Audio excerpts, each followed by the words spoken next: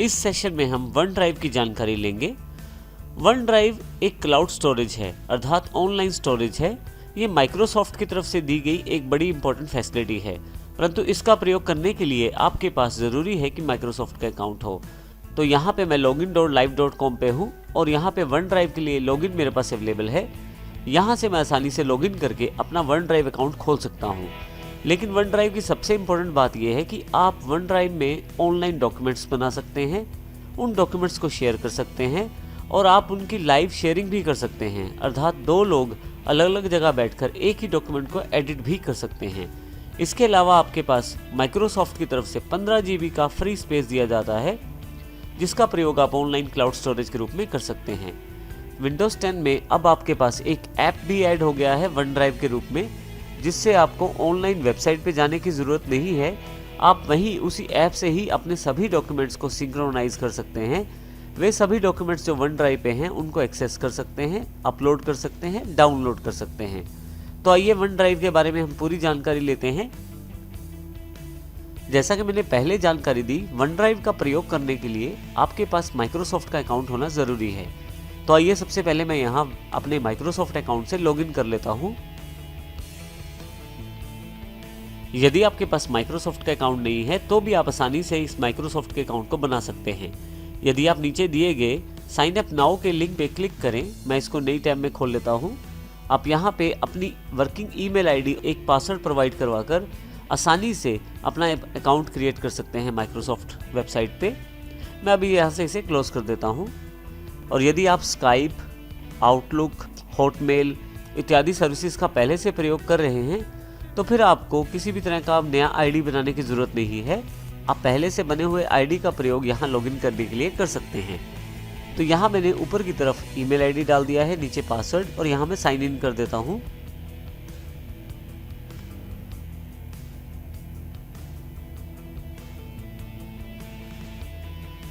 देखिए मेरे पास मेरा वन ड्राइव अकाउंट अवेलेबल हो गया है।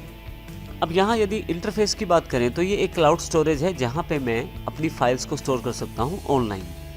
नीचे की तरफ यदि आप देखें तो यहाँ 14.9 GB दिखाया गया है, 14.9 GB, अर्थात 15 GB का टोटल स्पेस है मेरे पास, जो फ्री ऑफ कॉस्ट अवेलेबल है इस अकाउंट के साथ। यहाँ पे मैं अपनी नई फाइल्स बना सकता हूँ, उन्हें यहाँ पे स्टोर कर सकता हूँ और साथ ही उन्हें किसी भी ड्राइव पे एक्सेस कर सकता हूँ माइक्रोसॉफ्ट अकाउंट के साथ।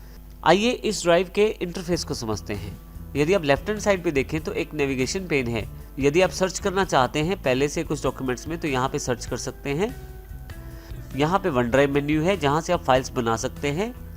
पुरानी किसी फाइल में काम किया है, रिसेंट से फाइल्स देख सकते हैं।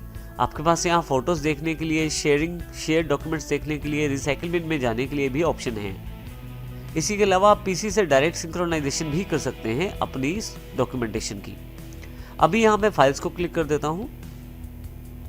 मैं एक नई फाइल बनाना चाहता हूँ, तो आप जैसे ही न्यू पे क्लिक करते हैं आपके पास काफ़ी सारे ऑप्शंस यहाँ अवेलेबल हो जाते हैं।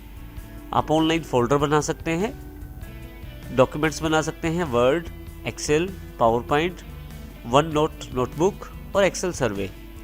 आप चाहें तो नोटपैड की तरह प्लेन टेक्स्ट डॉक्यूमेंट भी बना सकते हैं। यहाँ सबसे पहले मैं एक फोल्डर बना लेता हूँ।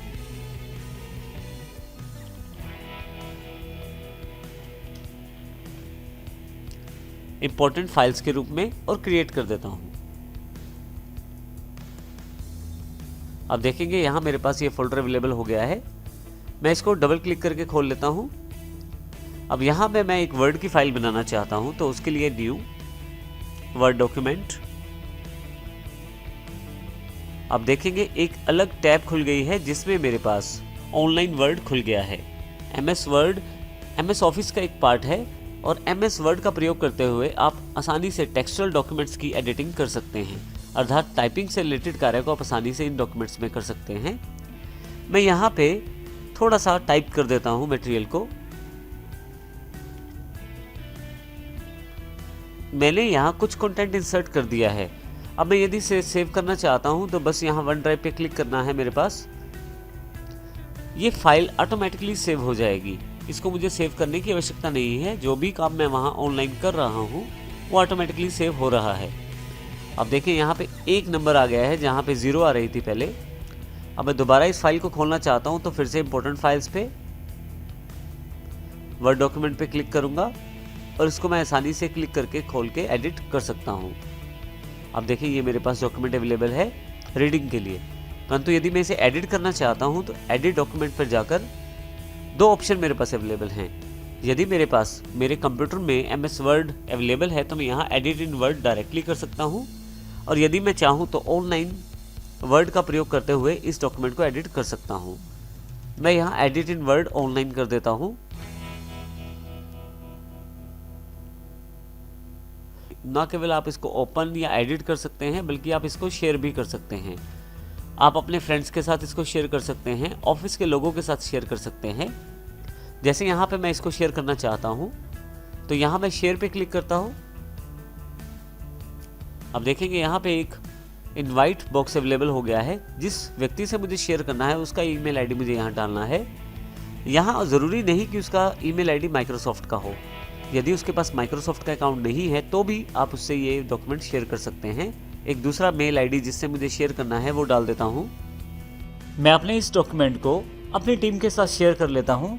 तो उसके लिए यहाँ पे मैं इनवाइट में ऊपर की तरफ टू में उस मेल आईडी को डाल देता हूँ जिससे मैं शेयर करना चाहता हूँ, और नीचे अगर कुछ नोट डालना चाहता हूँ तो वो भी नोट मैं यहाँ नीचे डाल सकता हूँ। इसके अतिरिक्त आपके पास नीचे यहाँ रिसिपिएंट्स कैन एडिट ऑप्शन है।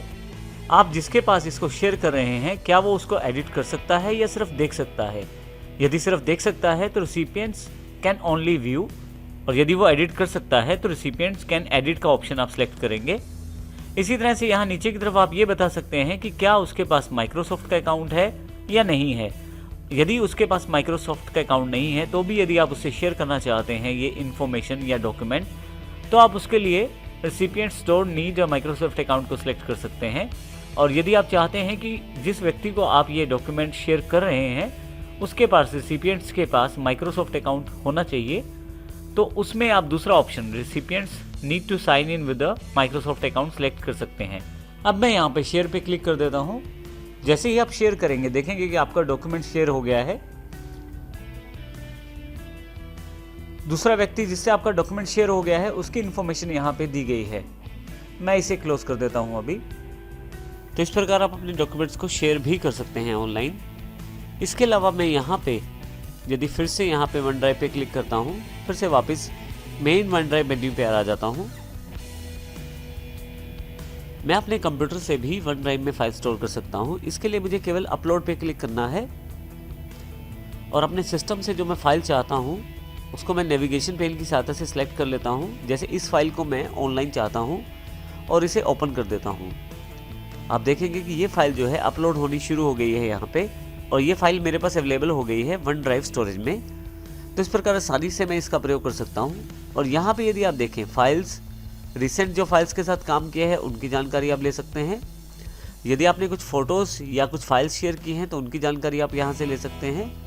अगर किसी फाइल को डिलीट किया गया है तो आप रिसाइकिल बिन से वो फाइल वापस भी ले सकते हैं। और यदि मैं इस ड्राइव से लॉग आउट करना चाहता हूँ तो यहाँ क्लिक करूँगा मैं ऊपर की तरफ, और नीचे यहाँ साइन आउट ऑप्शन से मैं इस वन ड्राइव अकाउंट से साइन आउट कर सकता हूँ।